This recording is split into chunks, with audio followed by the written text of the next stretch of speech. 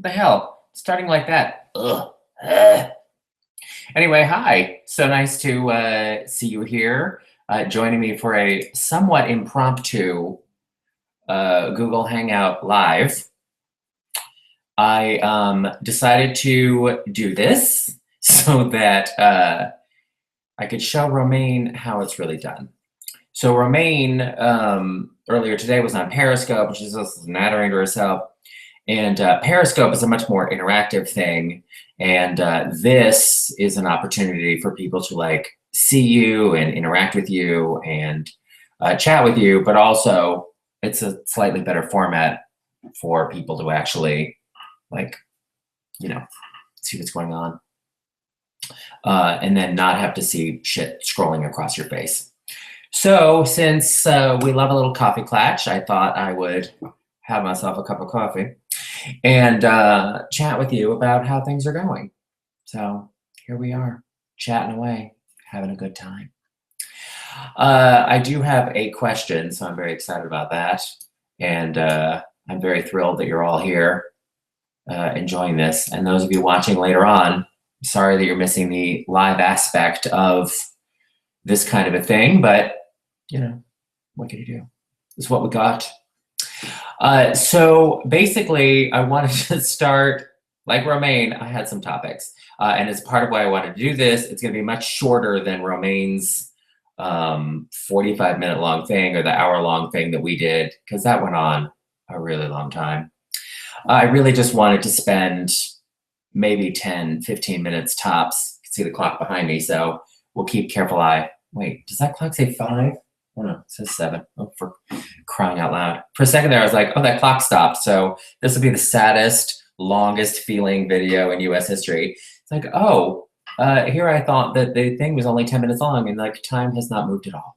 All right. So anyway, last night, if you're on my Facebook page, you saw that I posted a picture of myself with Adam Sank's friend, Scott Hernandez. Scott is the greatest person to hang out with because he laughs at every single joke, every one. And so I can understand why he and Adam are super best friends. And I was going to Bares, and we had Nick Kenkel, who is one of the directors of Broadway Bares, on our show with a couple of the dancers a few weeks ago. And he was like, please come. We want you to come. You're always so nice to us and promoting Broadway Bares every year. And I was like, I'd love to. And I don't always go every year, but it's like, all right, I'll come into the city and I will enjoy it. So, and then our show got canceled. So I was like, oh shit.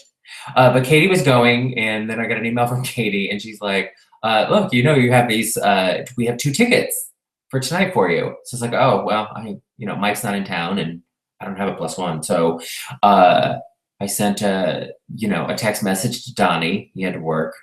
And then I sent a text to Adam Sank, and he was on his way home from Father's Day with his dad, and he couldn't go. But he's like, Scott wants to go. He's never been, and he's with me. So it's like, all right, Scott can go. Fine. This will save me the trouble because I really don't have a lot of time to deal with this. So went down to the city, did a little periscoping at the Starbucks across the street. And then I get to the Broadway Bares because Scott is like, oh my God, there's a huge line. And it turns out we had to wait in the line. So I did. So we waited in the line, but we got in pretty quickly. And we had, if you see any of the periscopes or the pictures that people take of Broadway Bares, the way that it's set up is that there's like it's like a burlesque show where there's like a stage and then it juts out. You've been to a strip club, you know how it is. Like a straight strip club, not like a gay one. Because the gays, they just have guys in their underwear just sitting in your face anywhere. But in the straight clubs, they have a specific, like a little stage and a little thing that juts out. So the area that's right around the stage is the standing area. And then there are other VIP places where you can sit. And if you're a VIP, you get free cocktails and they come and the servers just bring drinks to you all night. It's nice. And Katie was up in the VIP section with Rick and Steve, the happiest gay couple in the world. And I was down in the standing area. And the Broadway Bares people were like, these are the only tickets we have. I hope it's okay. And I was like, you know me, I don't care. And also, I mean, it's for charity, for crying out loud. I really should have paid to go. But since I don't have a job, I'm like, I will take you. I am a charity case now. Thank you. So Scott and I went to Broadway Bares. And while we were there, we get there, and then their standing section is in like general standing, and then there's priority standing. And so the priority standing gets to stand right around the lip of the stage. So you're basically like staring directly up into everybody's crotch. Because it's a strip show, you're seeing lots of like ass in your face and side shaft and what have you, boobs everywhere. So we get there and it's like, oh my God, Scott's like, this is the best. This is the place to be. This is amazing. Because VIP is kind of up and away. It's like, well, you can't really see the goods unless you're like standing in the sweaty masses up front. So we had a great time. And the show, it was easily the best Broadway Bear show I've ever seen. I've seen probably 5 or 6 of them, and it's always a great show. This is not a knock on like the previous years of Broadway Bears, because it's always an incredible show. And you know, it gets put together featuring dancers that are currently and other performers who are currently working on Broadway who have other things, and it just shows you the talent and professionalism of the people who work on Broadway, that they can do 8 shows a week in another show and then simultaneously learn completely different choreography with completely different people and then put it all together for a one night only show. That, by the way, raised $1.5 million last night. 2 shows, $1.5 million. It's an incredible show. But the Broadway Bares 25, the 25th anniversary show they did last night was, it was so good. I was like, this could tour. You could take this around the country and it would make a fucking fortune. It was the top bottoms of burlesque, and it was sort of the whole show was an homage to the sort of 1930s plucky backstage musicals. There was quite a bit of sort of loose. It was sort of loosely based on 42nd Street, about a guy who wants to be in Broadway Bears, but he gets there too late, so he's just a janitor. And then the star gets injured, and then they need somebody to replace the star, and so they have the janitor replace the star, very much like 42nd Street. My friend Christopher Sieber, who is incredible in Matilda on Broadway right now, he played the sort of crusty Broadway producer guy who's putting the show together, and Bianca Del Rio was the star who got injured, and Nick Adams, hot Broadway body, he was the janitor, and then Laverne Cox was in there. Well, pasties, fabulous. The crowd went crazy for Laverne Cox, like insane. I thought the place was going to explode. It was pretty fantastic. And Bianca was fantastic as always. I love Roy, and it was really great. But the show, everything about the show worked great. And they have different choreographers that do the different numbers in between. And so normally, sometimes there's sort of an overarching theme, but some of the numbers are very different from the other ones. But in this case, all of the numbers really work very seamlessly together at Broadway Bears. So I was very impressed with how the whole thing came together. It was really nice. And after it was over, Katie and I went looking for this bar, Mustang Sally's, that I went to once with Michelle Collins, and it was permanently closed. But in our search for it, I discovered that there's now a Taco Bell on 9th Avenue, just below Penn Station and Madison Square Garden. And that is the greatest thing that has ever happened to me. I looked on that as a favorable sign from the universe that maybe everything is going to be okay, because you can't walk 2 feet in New York without walking into 3 McDonald's and 10 Starbucks. But heaven help you if you want to get the hot runs from Taco Bell, because there's like 2 in the whole city. There's 8 million people and there's 2 Taco Bells. It's horrendous. It's the worst thing ever. So actually, let's go to a question, because the Google Hangouts portion of this is live and interactive, even though I have not live and interacted yet. But you can see, I can never figure out where my finger's supposed to go. Anyway, you can see the keypad right there. That's where you can ask your questions watching live in the Google Hangouts. And then you can vote up other people's questions if you think that it's a good question. So like this one, Gnome says, so how revealing was it? Did you see penis? I did not see penis, but because they're very careful about like covering things and hiding things and hiding it behind a hat. And honestly, some of the dancers are more shy about hiding their junk than others. One guy, he did his whole routine, and then the stage goes dark, and then they run off the stage. He finishes the routine, stage goes dark. A few seconds later, lights come back on. He is very slowly, casually walking his way off the stage. I mean, you could only see him from behind, but even still, it was like he was in no hurry and he didn't care who saw his junk. So there are a lot of the dancers that are like that. They're like, it's all here. And many of them want to be even more naked than the costumes because not everybody strips. But, in his case, it's like, here, take it. Here it all is. Anyway, it was a good time. But afterward, we were hanging out at this bar that was right next to Taco Bell. So naturally, the whole time I'm hanging out with Katie and Rick and Steve, I am plotting the amount of time I need in order to go to Taco Bell and then walk to the train and take the train home. And going to the bar, though, prompts a whole other story, a history story that I have to tell you. So many years ago, I was at AOL. If you're a long-time listener to the show, you've heard the story before. I never get tired of telling the story. Many years ago, I worked at AOL. And when I worked there, we would do live celebrity interviews. I wasn't interviewing people. I did other marketing stuff and everything, but I worked for Entertainment Asylum, which was the in-house entertainment brand. And so we did these live video interviews that aired on the web. And so stars would come in. And when people would come in, sometimes I would get signed photos. The talent people who booked people, in this case, my friend Evan Hosey, she booked all the music people, and she's like, if you ever want a signed picture from somebody or something, let me know. I'm like, all right, fine. So Jordan Knight from the New Kids on the Block came in, and he signed a picture for me, and it said, love ya, Jordan Knight. And then, I don't know, a few months later, Ricky Martin came in. And in the interim, other stars had come in, and they had also just written love ya.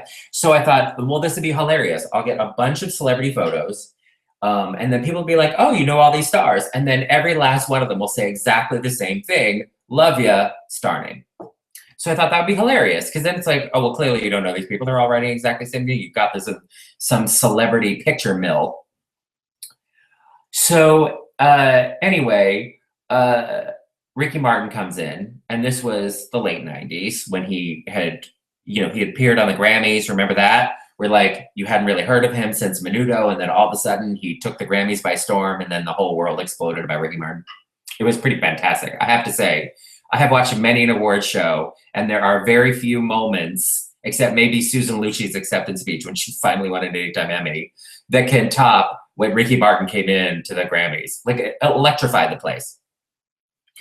So Evan goes to get this picture for Ricky Martin to sign that says, love ya. So she asked the manager, not Ricky Martin, asked the manager, oh, this guy here, he really likes Ricky Martin. Could you sign it, have him sign it, love ya? Because they would put little Post-it notes on the pictures that would say, can you sign whatever this is? So that the spelling of the name was there and it would save time. So it said, love ya, Derek Hartley. And the manager's like, oh, no, I can't have him sign that.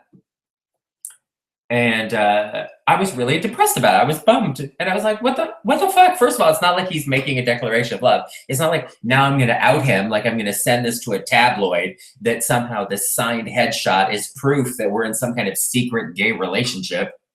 Anyway, managers and publicists are a special kind of crazy. What can I say? So years go by.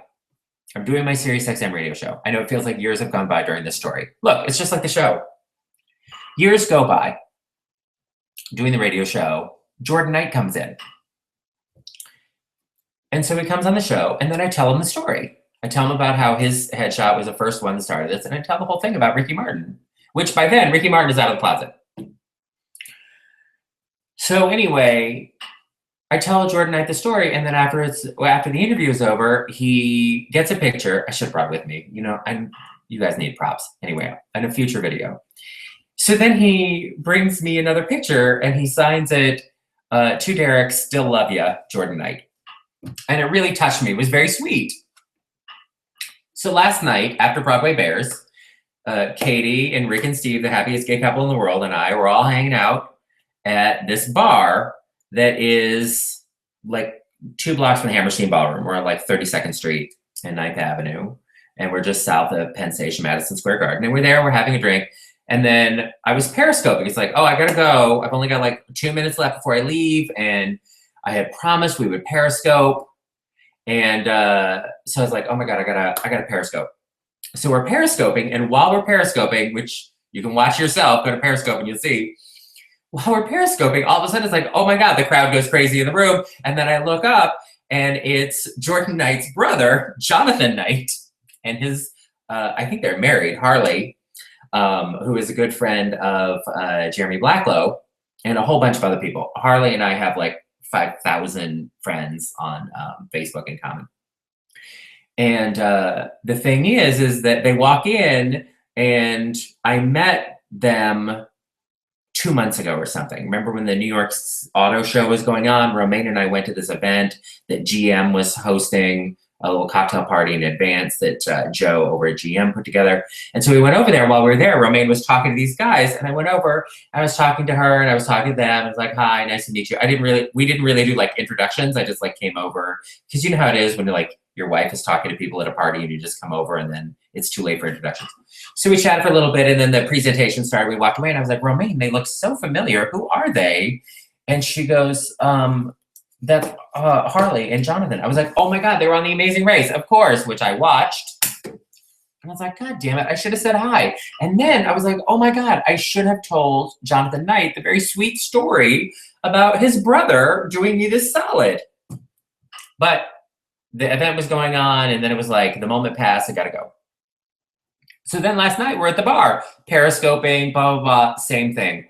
Oh my God, I should totally go over and tell him this story. Because first of all, people love it when you walk up to them like, I have got a great story about your sibling. That's their favorite thing. So anyway, unfortunately, by the time we finished our periscope and everything, Jonathan had moved on. I don't know, he went to the bathroom or somewhere. He was like away, and then Hartley was there. They were like surrounded by people. I was like, I can't get into that scrum because as much as I would like to go and humiliate myself in front of another celebrity, which, you know, I have done many times, I have got to get to Taco Bell. I will seriously die if I don't go to Taco Bell. So I passed up that chance. So I did not go and talk to them. I did not tell them the amazing story about how great Jordan Knight is, because I know that he is very excited to hear about how great his brother is. And then after I got my Taco Bell and I was walking back up to the train, walked past Madison Square Garden, and who was performing that night? New Kids on the Block. I'm like, okay, that explains it. That's why they were there. Because I thought they had gone to the early show at Broadway Bares like we did, and then they were just hanging out. But no, they're performing in Madison Square Garden. Look at that. How fancy is that? And I'm bouncing in my chair. Okay, you have asked many questions, and I have prattled on for quite a length of time. 18 minutes, in fact. We have a fair number of people in here. So let's go to some questions from this live Google Hangout. If you're watching it on YouTube later, I'm sorry. But when we do these live things, you can interact with us by pressing the keypad up here. And you can vote up other people's questions. Okay, let's get rid of Noam's question and move on to the next one. From Paul in Mass, who again is cheating on the Frank DeCaro show by joining me here. He says, are we all going to tune into OutQ at 8 p.m. together? LOL. I don't know why you're LOLing. Look, I have seen many messages from people. Some people have canceled their service and protest because our show got canceled. I'm very sad about that because, you know, as flattering as that is to me that somebody would do something like that, you know, I have a lot of good friends who still work at SiriusXM. There are a lot of great shows that are still going on at SiriusXM. You know, I don't have any animus toward the people who are there. I mean, obviously, I'm not ecstatic that our show got canceled, and I'm not thrilled that we don't have jobs anymore or a steady paycheck. But in all seriousness, you know, I have good friends who are there. Frank Adoria, Madison, Father Dave, Lord Sear, and Rude Jude, a lot of friends. So Vaginal Cream Rich Davis, come on. So many great people. Plus all these great people behind the scenes. So, you know, I appreciate that you're upset and you're protesting and everything. But anyway, for those of you who are still subscribers, I hope that you will give whatever ends up airing in our time slot a fair shake and a fair chance. You know, when our time slot moved and Lance came in, I know many of you were upset because it wasn't our show anymore. And I would just ask you the same thing that I asked you when that happened, you know, and I asked you to give Lance a chance. I am asking you to give whatever is there a fair chance. If you don't like it, you don't like it. It's not my problem. It's not my business. I don't work there anymore. But what I'm saying is, please try to keep an open mind. I know it's not us. I know it may not be what you are expecting, but anyway. So that's what I have to say about that. So tune in at 8, see what it is. And I don't know what it is. So I guess you'll find out like everyone else does. Okay, let's see what the next questions are. All right, I gotta get rid of that one. And now we move on to Robert Kennedy, who I swear died in 1968 and who I'm sure is never tired of that joke. How shocked were you when you got the news, or did you have an inkling this might happen someday? Well, I will tell you that, oh God, I can't remember who it was. Is it Paul Monette? Oh, this is terrible. Somebody had talked about the difference between knowing that you're going to die someday and knowing that you have a terminal illness. Like there's a big difference. There's a vast difference in the psychology of that. Whenever you work in any kind of media, you do any kind of show, you always, I mean, there are, with rare exceptions, most people don't outlive their shows. The shows, you know, end before they do. Yes, I had an inkling that someday our show might be canceled, just because shows do get canceled, as anyone who has loved a show before on TV or whatever. And 12 years is an incredible run, especially for a duo. I mean, think about other radio duos that you have heard of and how many of them have lasted for 12 years. So in one sense, we were extremely lucky because our show lasted for much longer. I think the average for radio duos, because usually radio duos break up, like the two people can't work together long term. It's an ego business. There's a lot of ego involved. And then, you know, the two people, one person's a diva or whatever, they can't deal with each other and they break up. I think that the industry average for radio duos is somewhere in the neighborhood of 1.5 years. Don't quote me on that. I mean, this is sort of what I like heard around the coffee maker, but it's not long. And if you think about various radio duos that you've heard of over the years, there are some like Kevin and Bean at K-Rock in California who have lasted for a really, really long time. But for the most part, duos come and go. So we had a very good run. 2 years, 12 years is a very, very long run. Now, did I have an inkling that it was going to happen on Wednesday? Absolutely not. Just because we had so many things going on. You know, the Supreme Court is about to rule on marriage equality. I was among the people at SiriusXM that was planning to be down in DC for the marriage equality coverage. You know, I recorded this moments in marriage equality history that producer James put together. He did such a good job on that special. He worked so hard. Really, all I did was voice it. I mean, I changed a couple of words here and there that in the narration that I did, just because, you know, it's my voice, it's me. But really, he pulled all those clips. He did all the work. He did lots of work on it. And he did such an extraordinary job. And it was just a part of the planned marriage equality coverage that SiriusXM had planned, and I was going to be a part of it. So it wasn't like, oh, well, no one's talking to me and nothing is happening, and I was supposed to do this thing and then I'm not doing it anymore. We had a lot of advertisers working on our show, 5 active advertisers going on right now on our show, and they were still scheduled for the rest of the week at the very least. So I did not have a sense. And that was, you know, that's a fair number of advertisers for any show to have that we're doing live reads for. at any given time. And so, no, I certainly didn't have, some of the classic signs of, well, no one's calling into your show, or ad sales can't sell against your show, or whatever else. We had not had any inkling that any of those kinds of signs were around our show. So I really did think that, sure, it could definitely happen someday, but I didn't think that it was going to happen Wednesday. All right, so there you go. Thank you, Robert, for your question. Allison, hi, Allison. So nice to see a lady. Ooh. Allison says, I'm going to San Francisco this week for the first time ever, and we'll be there over Pride weekend. Any recommendations on things to do and see? Allison, I have not been to San Francisco in a really long time. The last time I was there was with Romaine 10 years ago, 9 years ago. We went to for the Folsom Street Fair. One of our listeners came up to us naked, wearing just a pair of shoes and like a tiny backpack, the kind that just has like strings. Stark naked. Anyway, there's so many great restaurants, and the Palace of the Legion of Arts, Honor. I think it's the Palace of the Legion of Arts. That's one of my favorite things. If you go to Exhibition Park, Candlestick Park? No, wait, that's the baseball stadium that's not there anymore. I think it's Exhibition Park.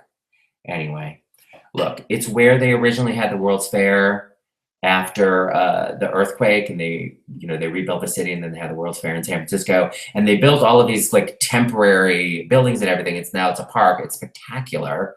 And that's beautiful. And the Palace of the Legion of Arts, you have to go. And that museum, the art museum there, is part of one of the places where they filmed Vertigo. So if you go to San Francisco, you have to go to like Vertigo locations. But if you go to San Juan Bautista, be prepared for disappointment, because there's no tower to jump out of. It's just a flat building. Movie magic. Also, you can't go to Fort Point anymore at sunset, because that was a spectacular place to go at sunset. But after 9/11, they closed it off to traffic in the evening. And it's directly under the Golden Gate Bridge. If you can still go during the day, you should go, because it's a spectacular view. But I'm pretty sure for safety concerns, it's closed. Sorry. But anyway, I wish I had better recommendations, but I will say this about San Francisco.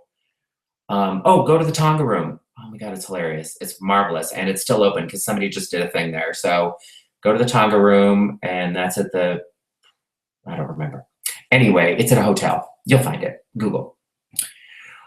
But I will say this about San Francisco before we move on to the next question. Incredible food. Oh my God. So much great, incredible food there. You're going to eat like crazy, and you're going to love it. Let's go now to Pete. Pete and Repeat says, can we move past the questions related to the end of the show on Sirius? Yes, please. If anyone has those questions, they can watch the replay of yesterday's Hangout. Agreed. Thank you for 12 years of friendship through my gay youth, my 20s. I love you both. Well, Pete, thank you. I'm glad you enjoyed the show. I'm glad we got you through your 20s. I know that could be a tough time for some people. I'm obviously still going through it. What, me being only 28 and all? What? No. What were you saying? Bitches. Let's go now to, that's another Paula Mass question. Oh, perfect. Oh, wait, Mark's question. This is the one you want.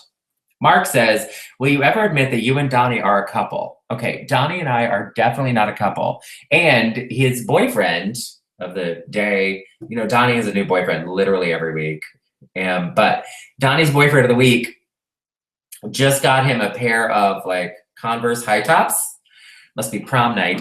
And it says on the back of the shoe, I'm pointing to my shoe like you can see it, and actually I'm, barefoot. So anyway, and I just fucked up my rug. Oh, that's a nightmare. Oh, it's live, all right. Anyway, the shoe says the worst on the back. So maybe that boyfriend is finally a keeper. What can I say? But anyway, no, Donnie and I are fundamentally incompatible. We're not a couple, and we're never going to be a couple. I like Donnie a lot. I love to throw shade at him because I'm an old school shade queen. Oh, I love a good bit of shade. And Donnie loves it too. He's such a great audience for it. He can't get enough of it. And Frank DeCaro is like that too. You know, when Frank had a birthday roast a few years ago, all these people came in for the roast. And it's like, oh, it's a roast. And so like, you know, I came in with 3 pages of fat jokes. You know, it's a roast. And then I get there and everybody was like being really nice to Frank. Although the worst part about it was I sat down and then I had never been in a roast before. And then I forgot, oh wait, when you do a roast, you don't just roast the one person, you also roast the other people who are there. And I was like, oh shit, I cannot deal with the criticism that people are gonna have for me when I just came here prepared to criticize the fuck out of Frank. So it turned out that nobody said anything really hateful about me. And then afterward, I was like, oh, why didn't they have more to say about me? Because, you know, I'm a colossal egomaniac. There's no winning with me. Like, if you say anything bad about me, I'm like, no. And then if you don't say anything bad about me, I'm like, what the fuck? What? I'm not good enough to say anything mean? Bitches. So you really can't win. Anyway, thank you for your question. Bobby Foster says, I miss you, Derek. Bobby, I don't know how you can miss me when I didn't go anywhere. First of all, our show continued to air straight through this morning. So the show really did not go anywhere. Although, I mean, it will not be airing at 8 p.m. tonight. And I'm still on Facebook. I'm still on Twitter. I have been doing more videos. I'm on Periscope. I don't know how you can miss me. And in fact, I got an email today from a listener, a concerned citizen, who wrote to me and they said, look, I know you have a lot of free time on your hands now that you're not doing the show and everything, but you and Romaine need to stop doing so many videos because you're really wearing out your welcome and you don't want people to get tired of you. Okay, fair enough. But I want you to know that when you do a show for 3-4 hours a day, because it was 4 hours for most of our run, but 3-4 hours a day, there are some people who listen to all 3 hours and then they listen to the replay. So they listen to like the same show twice. And then there are other people who, oh yeah, you're on in the background while I'm getting in and out of my life. Like you're just the background noise that's going on. And then some people the vast majority of people are somewhere in between. You know, I have a hellish commute. It's 25 minutes long. I listen to you for my 25 minutes. And then I get out of the car. I don't want to see you. I don't want to hear from you. I'm not going to follow you on Facebook. I don't give a shit on Twitter, right? So that's most people. That's fine. That's totally fine. But there are people who are hungry for this kind of thing, and they are the people who are here right now. And they're the people that I thank for being so dedicated to us because, you know, if we end up going and doing something else, you're the people we're going to depend on the most. So I appreciate you for sticking us out. And if you're used to 3 hours a day of us, only having 10 minutes on Periscope is going to make you real sad, real fast. Also, because you're probably the kind of person who was also watching us on Periscope and listening to 3 hours of the show. So now y'all are really missing us. So much better with the facial expressions and the gay hands, isn't it? All right, here we go. Brian S. has a question. What's your recommendation for your one favorite source to get your news, either written or broadcast, besides Morning Joe? Can't stand Scarborough. Okay, well, I read the New York Times every day. I have the Times app, so I read the Times every day. Love the Times. What I love about the New York Times is they break news. They do investigative journalism. They tell you about things that you otherwise would not have heard about or seen or anything else.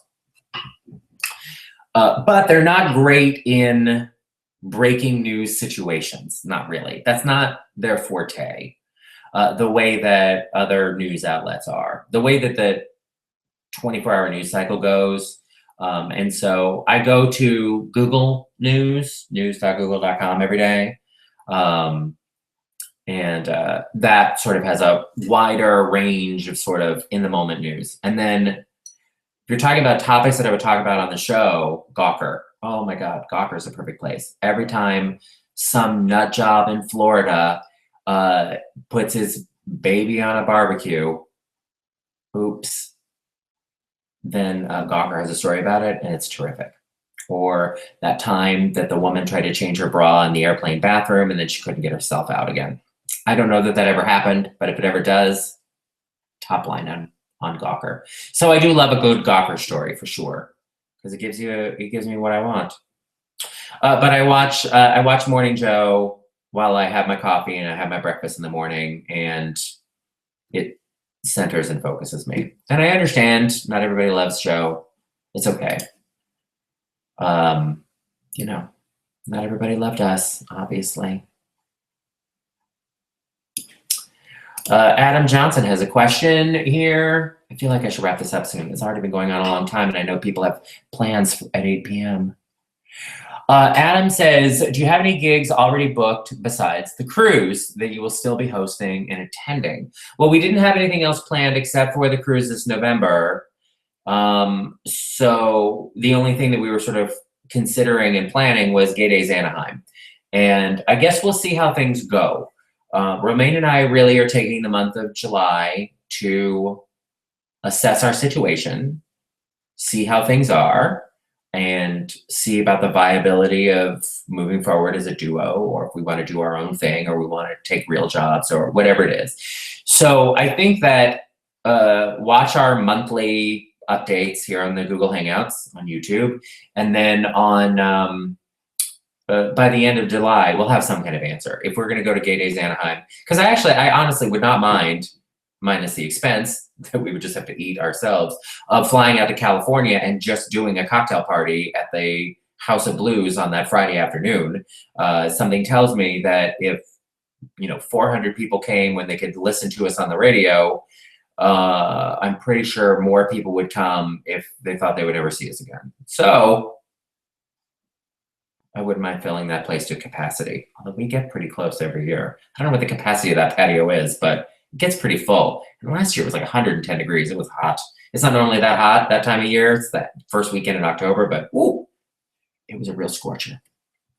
So if we do anything, it'll be Gay Days Anaheim. And Romaine and I both have an interest in just going and being there for the weekend anyway. So we might do something. And if we do, we'll just do a cocktail party during the time we would have done a show. And then we'll actually all be able to hang out with each other. So that'll be fun. Thank you. Blake has a question. Blake says, so we know you're single. God, Blake, why you gotta rub it in? And Adam Sank is single. Adam's not here, but he just texted me and it says, oh my God, I can't believe you just said that. Just wondering if there's any possibility there. Adam Sank is great. And I really love Adam, like in a very serious and sincere way. He's wonderful. Do I see us as a couple? No. But if we were the last two men on Earth and we were on a deserted island, I would not draw a line in the sand and insist he stay on his side for sure. But no, I mean, I don't see us being a couple. Who knows? Maybe when we're in our 70s, we will end up together. But I don't think so. But thank you for that. Thank you for sourcing around from my existing pool of friends and family to find somebody worth dating.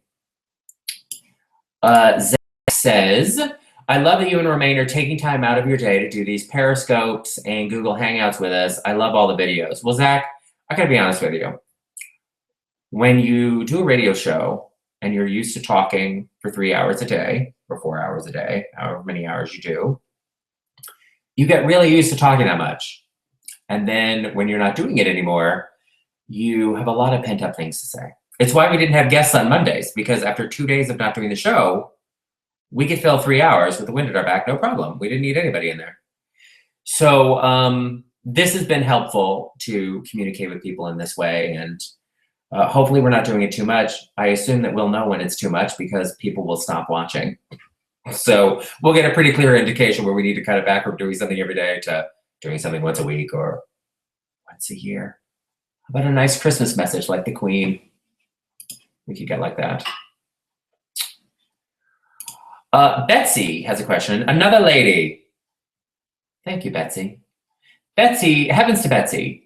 She says, thanks for being so gracious. You're setting a good example during such a tough time. You guys are so loved and we'll all follow you to the ends of the earth. Well, Betsy, I hope it doesn't come to the ends of the earth.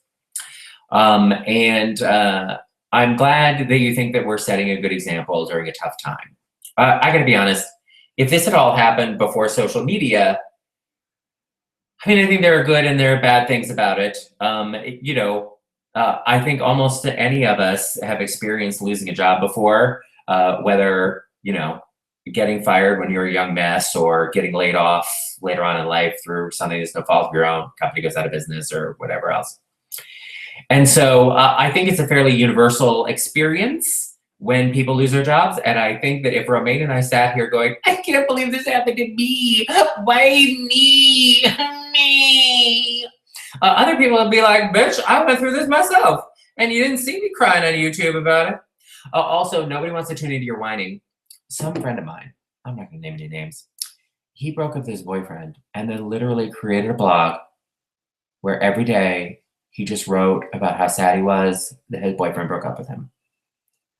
Every single day. Like 3 blog entries a day. Oh, today I was reorganizing the empty Kleenex boxes from all the tears I've had. And then I remembered how much he loved buying Kleenex at Target with me. I'm so sad. Meanwhile, that's like day 400 in captivity. I thought I was going to die. I almost unfriended him from Facebook because I couldn't deal with it. And so when this happened, on my way home on Wednesday, I was like, I cannot be this Debbie Downer. I cannot just turn into this sad sack, sobbing lump, because nobody wants that. Nobody wants you when you're old and gray. You better change your ways today. And then the second thing is that when people started writing us these heartfelt things about what our show meant to them, a lot of people, parents whose kids came out to them or they thought they might come out and they're like, oh, what am I going to do? And then they would just listen to our show and it made them feel better. People who were in the closet who felt like they couldn't come out at work or to their family, and then they would listen to our show in secret and it made them feel better about themselves or gave them the courage to come out. People before Don't Ask, Don't Tell who were deployed, who didn't have any other connection. They couldn't have an obvious connection to the gay world, but being able to be a SiriusXM subscriber, they could listen to our show covertly and then people wouldn't necessarily know. And so when people wrote to us with those kinds of stories, it's like, how are you going to feel bad about yourself when you think about all of the people in the future who won't have the opportunity that the people of the last 12 years have had? We didn't set out to have the kind of show where people would cry when we got canceled or feel a real deep emotional connection to us. We were doing an afternoon drive time show. We just wanted to entertain people, and we still just want to entertain people. So I'm glad that people get so much out of the show, and it's gratifying and it motivates us to do something else because we don't want people to lose that in their lives. And hopefully, we're not the only people that people write these things to. Anytime any celebrity comes out as gay, 6 months later, a year later, they all do an interview, and in the interview, they'll tell a story about the gut-wrenching story of some closeted teen who wrote to them. And then it made like whatever pain they were going through, everything worthwhile, because he really felt like, by coming out, I've really reached people and made a difference for them. So it's a common experience for any of us who are LGBT, who have any kind of public voice and visibility, because it's a shared experience and responsibility that we all have. And if we can keep that going in some way, then we definitely will. If we can't, I know that people will be able to find this in other places, and I hope that they continue to do so, because it's a vital part of being an open LGBT person, is that it empowers other people who are not yet open to do that themselves. Jennifer has a good question. Jennifer says, any more updates on how Bobby is doing? I'm worried about him. Trucker Bobby, who called into our show so many times, I heard after we got dismissed that he was in the hospital, and I was so worried. And then Bobby wrote me a very nice email saying, how sad he was that our show got canceled. I wrote him back. I'm like, oh my God, I'm so worried about you because I heard you were in the hospital, and he didn't write me back. So I hope that he's okay. I hope that he's just okay and is overwhelmed by well-wishers, and that that's why I haven't heard from him. But I haven't heard anything, and I am distinctly worried. So I hope everything is all right. We're very short on time, so I want to wrap this up in the next 5 minutes. But this is fun. We've got a lot of viewers, so I appreciate it. Here's the next question from Edward. He says, "Oh my God, Martha, you are in our gift wrapping room. How sad for some. Suck it, Stanton." Yes, this is the gift wrapping room. That is the Martha Stewart gift wrapping station that I have in my house. This is Mike and I. It was a nasty winter like 3 years ago. I don't remember how long ago now it was, 3-4 years ago. And we were trapped in the house over a long Christmas break. It was like 2 weeks. And we couldn't go out. It was too snowy. We were stuck inside. And whenever that happens, Mike is like, let's spend some money on things. And we literally ordered it all online, every single thing in this room. Mike picked out these beautiful lamps. And we agreed on this rug. And I picked out the chair and the little thing over here. You can see, there you go. See this little thing there. That mirror was we already had that. And that table is it folds out into it's an antique card table. I have that plant on there. Anyway, but yeah, so we ordered almost everything in his room and had it shipped in the middle of a long Christmas break. And so yeah, but I love this room now. It came together and I couldn't be happier with how it came together. But when Johnny Lazy stayed here, this was the room he stayed in. So it still has like a whiff of the collection of DVDs that he had left behind here, of a combination of porn and Seasons of Will and Grace. There are still lots of questions, but I feel like I should really probably go. I mean, this has gone on a long time. Here's one from Elliot. Elliot says, "Do you have plans for any other books after you write the genealogy book?" Well, Elliot, I do. I actually am going to be, I have 2 mostly finished books. So this year, especially because I have a little more free time on my hands, this year you will see probably not 1, but 2 books out of me. The genealogy book is almost done. So that'll probably come out sooner rather than later. And I think it will just be an ebook because people don't need the genealogy book signed. It'll be so much cheaper if it's just an ebook. And then the other book is going to be a follow-up to my last book from 2011, When Nightlight Falls. And that one's almost done. I had trouble finishing it because I just was still in such a raw emotional place about where I was in my life when it happened. And this is something that you may or may not know about me, but I have an emotional memory about things. I'm not really good at where things are, like directionally, like, oh, that's just west of here, half a click. I'm not like that kind of person, but emotionally I can tell you what happened and how I felt about it in the moment and everything. So if you just mention some shitty thing that happened 20 years ago, I will instantly be transported emotionally back to it. And if I start telling you about it, you'll think it was something that just happened yesterday or earlier today, because it's so fresh for me emotionally that it's a little creepy and unnerving. So the problem is, for somebody who writes like memoir-ish books, if I'm writing about something painful, then it's not like that pain doesn't live with me constantly all the time. But as soon as I delve back into it, it pops right back up like a volcano or a zit that you just popped. Let's go now on this front to Aaron. Aaron says, "Are your other books on Kindle and iPad?" Yeah, I have 2 books, and they're both available for the Kindle, the iPad, and the Nook. Is the Nook still a thing? Word. All right. Fran says, "Lighting is perfect without a floor lamp behind you." Thank you, Fran. Yeah, it's hard. This room is not lit for video. If I keep doing these kinds of videos, I will probably bring a lamp in here or something. I don't know. Because, I want extremely flattering lighting. I want to look like a science project. You know what I want? I want to look like the Botoxed nightmare that Romaine told you I was, so that I am living your fantasy of the completely tight, flat skin, perfect, blah, blah, blah, whatever. So that's going to need much stronger lighting for sure.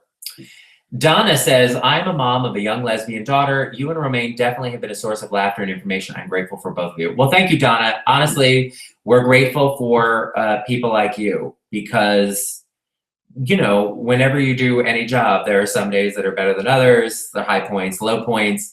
You know, you feel like some of your shows are better than others. You feel like you've given a stronger, you know, performance, whatever. I always try to give 150% every single night. Some shows just never gel. They just don't come together. But, you know, you always have to go in there giving your best. And, you know, whenever I think about people like you that are listening, like it makes it worthwhile. And then you just think, you know what? Whatever other things are going on, I'm going to tough it out. I'm going to show up because people depend on me. So there you go. Craig has a question.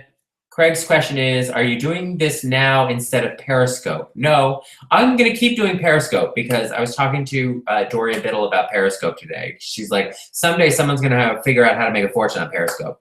What I think is great about Periscope is that a lot of other ways of reaching people, you only reach like-minded people. Like, for instance, if I post something on my Facebook page and you like it, then your friends will also see it.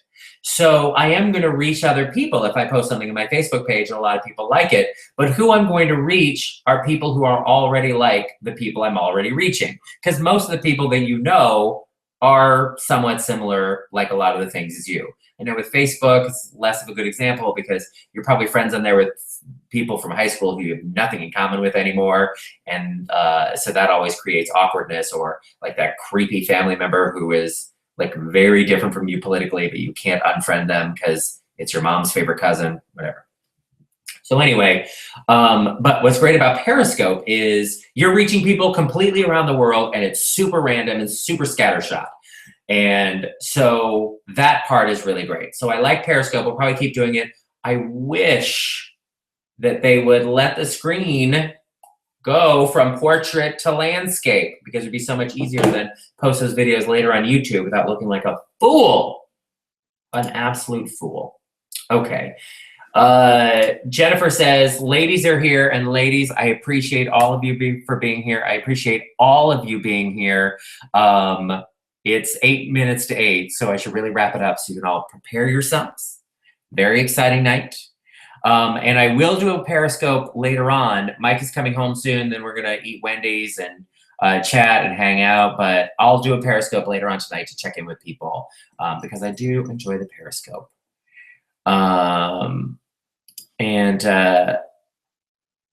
Tweedledum says, yes, for the Gay Days cocktail party, anywhere but House of Blues. They served my boyfriend's martini in a plastic Dixie cup and still charge an arm and a leg. Don't order a martini. Oh my God, I don't know what you expected. It's the House of Blues. Also, you ordered a martini. How are you complaining about the way that things cost? A martini is like the most expensive drink you can order. All right, I gotta go. Thanks so much for joining us. And I appreciate you checking out this. Be sure to follow me on Facebook, or I'm sorry, follow me on Twitter, like me on Facebook, subscribe to me on YouTube. Press the subscribe button. And if you add me to your circles on Google+, I will join you in that marvelous ghost town. So thanks so much for being with us. I'm going to finish my ice cold coffee now, and I'll be back again real soon.